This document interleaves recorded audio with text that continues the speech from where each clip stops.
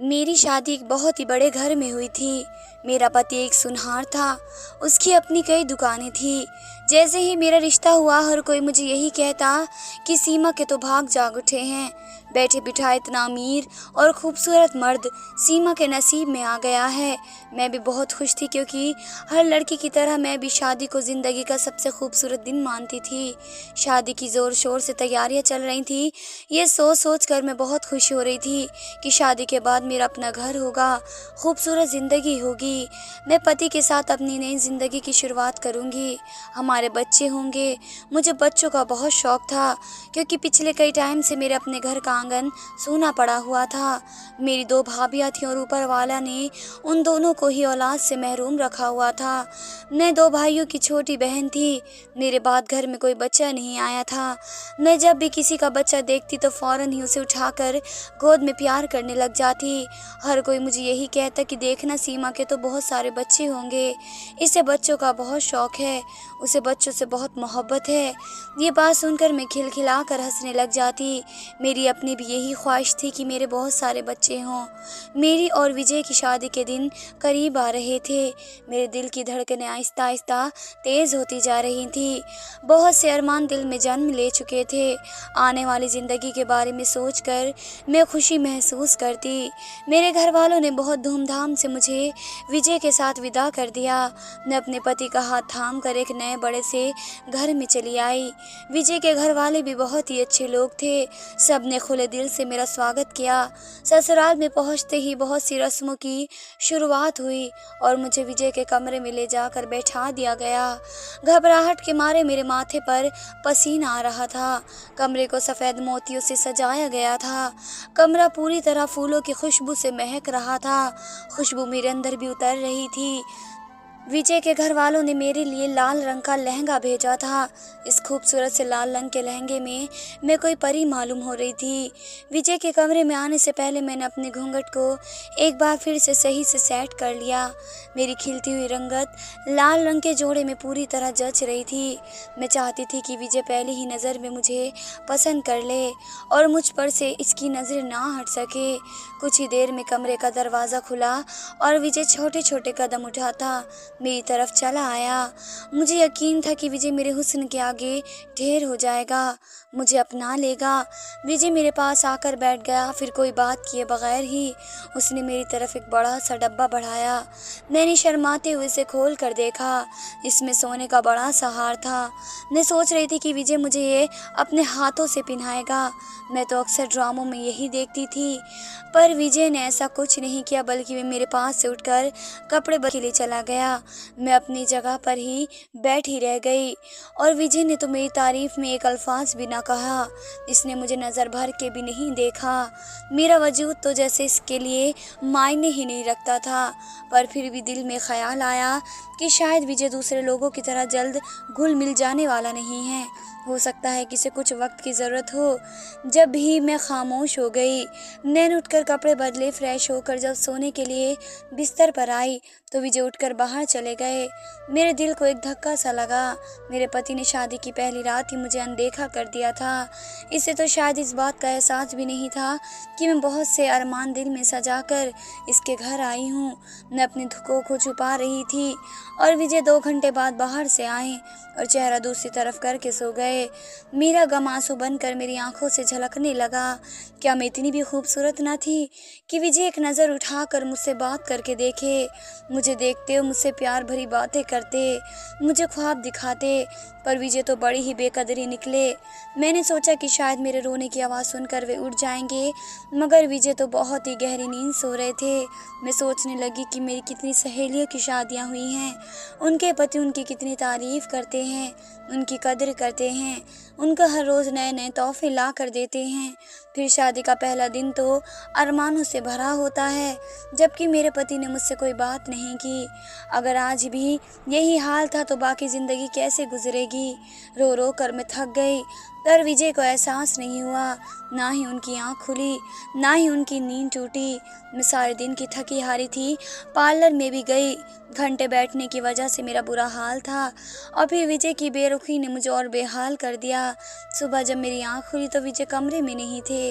मैं खुद ही शर्मिंदगी महसूस कर रही थी कि मैं शादी वाले दिन भी अपने पति का दिल नहीं जीत सकी।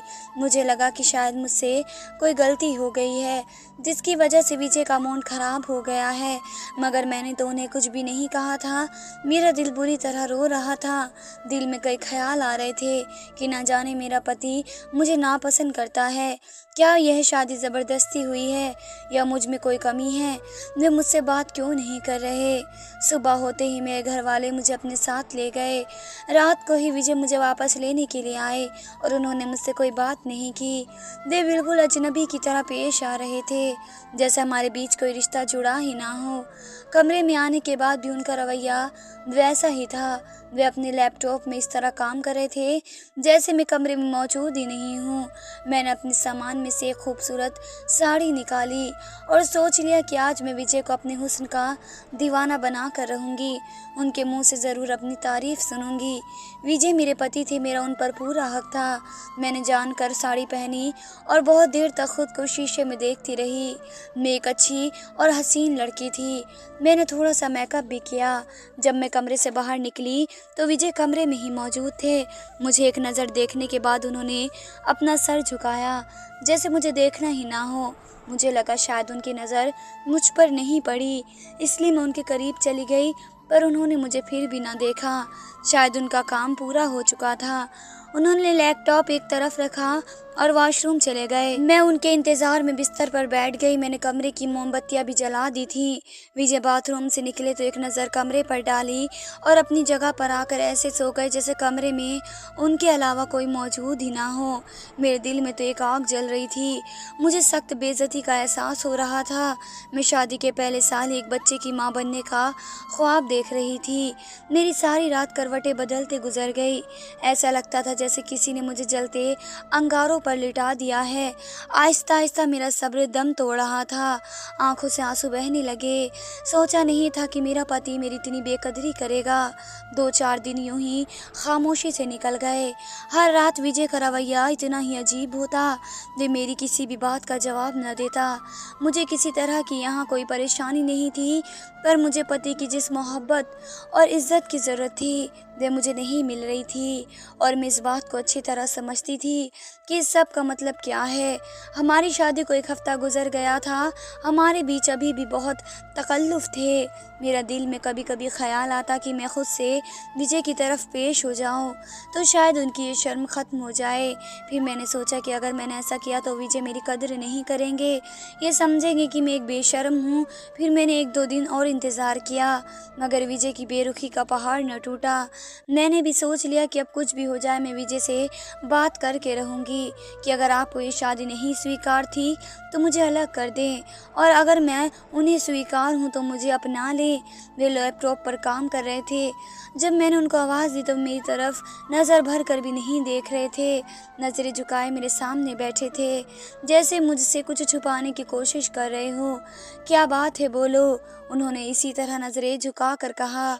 तो मैंने भी अपनी सारी बातें उनके सामने रख दी। विजय, मुझे लगता है कि आप इस रिश्ते से खुश नहीं हैं। शादी के बाद इतने दिन गुजर गए हैं, आपने मुझसे कोई बात नहीं की। आप आखिर चाहते क्या हैं? विजय ने मेरी बात का जवाब नहीं दिया और कमरे से बाहर निकल गए। मैं अपनी जगह हैरान रह गई। उनके इस तरह जाने से मेरे दिल में यह बात बैठ गई कि विजय शादी नहीं करना चाहते थे या उनके साथ कोई मसला है। मुझे एहसास हो गया था कि मुझे विजय के साथ अगर रहना है तो फिर सारी ज़िंदगी इसी तरह अपने जज्बात पर काबू करके रहना होगा, क्योंकि वह तो मेरी किसी बात का जवाब नहीं देते थे और ना ही मेरी तारीफ़ करते थे। पर मैं ऐसी अधूरी ज़िंदगी भी नहीं चाहती थी। मैं एक खुश रहने वाली शादीशुदा ज़िंदगी चाहती थी और मुझे बच्चे भी तो चाहिए थे। बड़ी मुश्किल से हमारी शादी को 1 महीना होने वाला था। मैंने एक दिन तकलीफ़ में काटा। अब मैं और इस रिश्ते को कबूल नहीं कर सकती थी, इसलिए मैंने विजय से तलाक को कहा। मेरे मुंह से तलाक का लफ्ज़ सुनकर विजय के चेहरे का रंग बदल गया। शायद उन्हें ये उम्मीद नहीं थी कि मैं उनसे ऐसी भी कोई बात कर सकती हूँ। मैंने कहा कि मैं ऐसी ज़िंदगी नहीं चाहती जिसमें मुझे मेरे पति का साथ ही ना मिले। मैं तो हर वक्त रोती रहती हूँ, आप मेरी किसी बात का जवाब भी नहीं देते। विजय मेरी बात सुनकर कुछ ना बोले और मैं भी बहुत ज़्यादा दुखी हुई। विजय से शादी के बाद मेरे दिल में उनके लिए एक ख़ास जगह पैदा हो गई थी।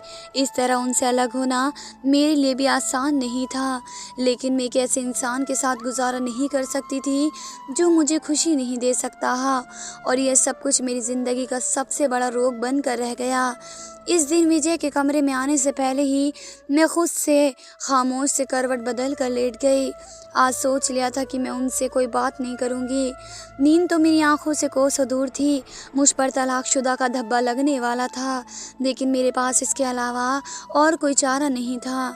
मैंने अब तक विजय के बारे में किसी को कुछ नहीं बताया कि मेरा पति मेरा लिबास था और मैं उसे अपने हाथों से फाड़ना नहीं चाहती थी। मुझे अभी आंखें बंद किए ज़्यादा देर न गुजरी थी जब विजय कमरे में आए और मुझे आवाज़ देते हुए बोले, सीमा सो गई हो क्या? मैं सुनकर हैरान रह गई। ये पहली बार था जब उन्होंने मुझे ऐसे कहा था। मेरी आंखों में आज भी आंसू थे। विजय ने अपने हाथ से मेरे आंसू साफ किए और फिर उन्होंने मेरी सारी शिकायतें दूर कर दी। उन्होंने मेरी इस कदर तारीफ़ की, मैंने कभी किसी मर्द के मुंह से इतनी खूबसूरत बातें नहीं सुनी। इस दिन तो जैसे मैं पूरी हो गई थी। उन्होंने मुझे यकीन दिला दिया कि वे सारी ज़िंदगी मेरा साथ चाहते हैं, बस एक वजह से मुझे वक्त नहीं दे पा रहे हैं, पर अब वे मुझसे कभी दूर ना होंगे। मेरे सारे अंदेशे जो मैंने उनके बारे में सोच रखे थे कि विजय मुझसे नफ़रत करते हैं, मैं उनसे तलाक लूँगी और मुझे तलाक देने पर भी उनको कोई गम ना होगा, सब के सभी गलत निकले। विजय एक मोहब्बत करने वाले एक अच्छे इंसान थे। इस दिन मेरी सारी दिमागी गलतफहमियाँ ख़त्म हो गई। पति के मुंह से इतनी मीठी बातें सुनकर भला कौन औरत अपना गम नहीं भूल सकती। पहले जो मैं तलाक का सोच सोच कर परेशान हो रही थी, अब विजय ने मुझे खुशी से निहाल कर दिया। मेरे और उनके बीच अलग होने का कोई सवाल ही पैदा नहीं था। विजय ने मुझे इस कदर अहमियत दी कि मैं पूरी हो गई, मगर मैं हैरान भी थी कि वो पहले मुझसे इतनी दूर क्यों रहे। मैं सोच सोच कर थक गई तो मैंने खुद ही उनसे पूछ लिया, विजय अगर आप मुझसे इतनी ही मोहब्बत करते थे तो इतने वक्त मुझसे मुंह क्यों मोड़े रखा? तब विजय ने जो बात बताई, ऐसा राज खोला कि जिससे मेरे सर पर आसमान टूट पड़ा। विजय ने मुझे बताया कि उन्होंने मुझे पहली बार एक दुकान पर देखा था। मैं उन्हें पहली नज़र में पसंद आ गई थी। इसी वक्त उन्होंने फैसला कर लिया था कि वो मुझे अपनी ज़िंदगी में शामिल करेंगे। विजय कह रहे थे कि वे मेरी आंखों और मुस्कुराहट पर पूरी तरह फिदा हो गए थे।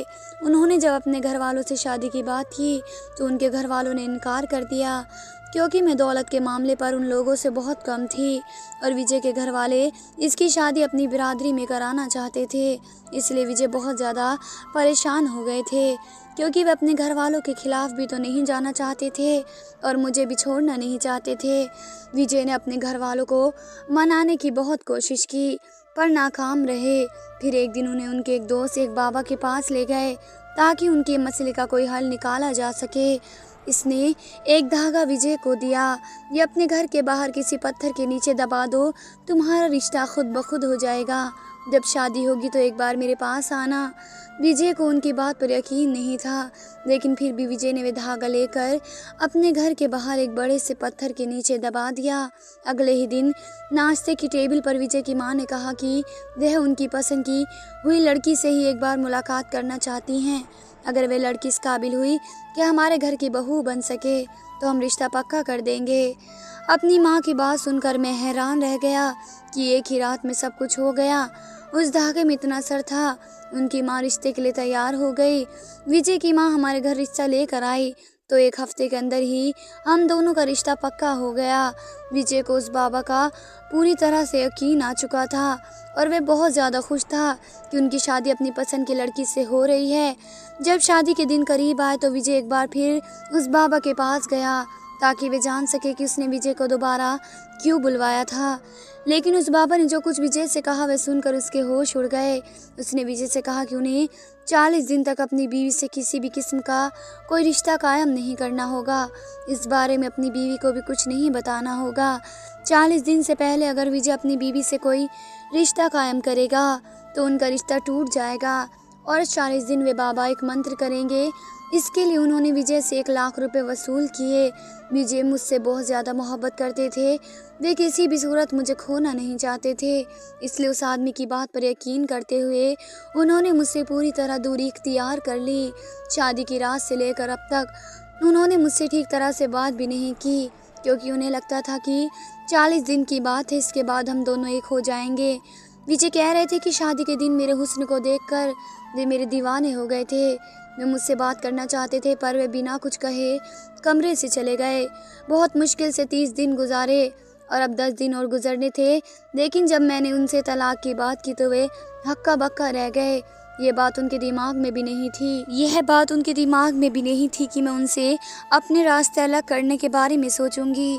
विजय ने बहुत सोचा और फिर उसके बाद उन्होंने यही समझा कि वह मुझे हर बात बता दे। उस बाबा के मुताबिक 40 दिन के बाद से हमारे रिश्ते में मजबूती आनी थी, लेकिन मैं तो उन्हें इससे पहले ही छोड़ने की बात कर चुकी थी। मैं तो ये सुनकर ही हैरान रह गई कि विजय ने मुझसे अपनी पसंद की शादी की है। लेकिन इस बात ने मेरे कदमों तले से ज़मीन खींच ली कि एक बाबा की बातों में आकर विजय उसे 1 लाख रुपए दे चुके थे। मैं ना जाने उनके बारे में क्या कुछ सोच चुकी थी। मुझे लगता था कि ये शादी उन्होंने मजबूरी में की है, मगर सच्चाई तो अब पता चली थी। मैंने विजय से कहा कि आप कौन सी दुनिया में जी रहे हैं, ये बाबा बाबा सब झूठे होते हैं। हमारे नसीब में मिलना लिखा है, इसलिए हम दोनों की शादी हो गई। मैंने विजय से कहा कि इस बाबा ने आपकी कमज़ोरी को निशाना बना लिया है। आप किसी कीमत में मुझे खोना नहीं चाहते थे, इसलिए इसने आपसे बहुत आसानी से 1 लाख रुपए ऐंठ लिए हैं। वह जानता था जब हम दोनों के बीच ताल्लुक कायम नहीं होगा, खुद ब खुद गलतफहमियां जन्म लेंगी। आप अपने मसलों के हल के लिए फिर उनके पास दौड़ कर जाएंगे और वह अपनी बातों से आपको घेर लेगा, ज़िंदगी भर आपसे पैसे वसूल करता रहेगा। विजय ने कहा, तुम बिल्कुल ठीक कह रही हो। अगर तुम मुझसे तलाक की बात करने की बजाय लड़ाई झगड़ा करती तो मैं उस बाबा के पास ज़रूर जाता। लेकिन जब मुझे एहसास हुआ कि तुम इस बात की वजह से मुझे छोड़कर जाना चाहती हो, तुम्हारे दिल में मेरे लिए कोई जगह नहीं हो सकती, तो मैंने यही सोचा तुम्हें हर बात बता दूं। मैंने विजय से कहा कि आप इस बात को लेकर बेफिक्र हो जाएं कि हमारे रिश्ता कभी टूटेगा। हम एक दूसरे का ख्याल रखेंगे तो रिश्ता मजबूत होगा। मैंने विजय से कहा कि जो धागा आपने अपने घर के बाहर पत्थर के नीचे दबाया था, वहाँ से निकाल कर किसी पानी में बहा दीजिए और इस बात को भूल जाएं कि कभी इन धागों से भी कोई काम होता है। हर काम ऊपर वाले के हुक्म से होता है। इसलिए आपको कभी भी ज़िंदगी में कुछ मांगना हो तो ऊपर वाले से मांगे, सच्चे दिल से मांगे। सच्चे दिल से मांगी हर दुआ पूरी होती है, कभी रद्द नहीं होती, और जो हमारे नसीब में होता है वह हमें मिलकर रहता है। विजय ने मुझसे इस बात पर माफ़ी मांग ली थी कि पिछले 1 महीने से वे मेरे हक को नहीं दे रहे थे, मेरा दिल दुखा रहे थे। लेकिन अब मैं जानती थी कि ये सब कुछ उन्होंने मेरी मोहब्बत में किया। मैंने विजय को माफ़ कर दिया। छोटी छोटी दीवारों पर अपने इश्तिहार लगाने वाले बाबा अगर इतने ही अंतर्यामी होते हैं तो उन्हें ये सब करने की क्या ज़रूरत आती है कि ये लोग इंसानों की कमज़ोरियों को पकड़ लेते हैं, फिर उनके ज़रिए ज़िंदगी भर पैसे बनाते हैं। अगर मैं भी इतना सख्त फैसला ना करती तो शायद विजय सारी ज़िंदगी इस बाबा के आसरे के चक्कर में ही रहता। आज से मैंने और विजय ने एक बेहतरीन शादीशुदा ज़िंदगी की शुरुआत की। जल्द ही ऊपर वाले ने मेरे औलाद से झोली भर दी। हमारे घर खुशियों ने ढेरा डाल लिया। एक दिन विजय की माँ ने बातों बातों में मुझे बताया कि विजय ने जब अपनी पसंद का इजहार किया था तब उनके लिए मुझे अपनी बहू बनाना बहुत मुश्किल था, लेकिन उन्होंने सोचा कि वे मुझसे मिलकर इस बात का फैसला करेंगी कि वे इस घर की बहू बनने के लायक भी है या नहीं। मुझसे मिलने के बाद उन्हें बेटे विजय की पसंद पर नाज था, इसलिए उन्होंने मुझे इस घर की बहू बना लिया। रिश्ता किसी बाबा के धागे का नतीजा नहीं था, बल्कि एक माँ की अपने बेटे के लिए मोहब्बत का सबूत था। आज विजय और मैं दोनों बहुत खुश हैं। अगर आप भी विजय की तरह किसी झूठे बाबा की बातों में आकर अपना पैसा बर्बाद कर रहे हैं तो हमारी कहानी से सबक हासिल करें और सिर्फ अपने ऊपर वाले से मांगे। अगर वे आपके लिए बेहतर हो तो यकीन से कहती हूँ कि वो आपको ज़रूर मिलेगा। ऊपर वाला आपकी दुआ को ज़रूर सुनेगा। धन्यवाद दोस्तों।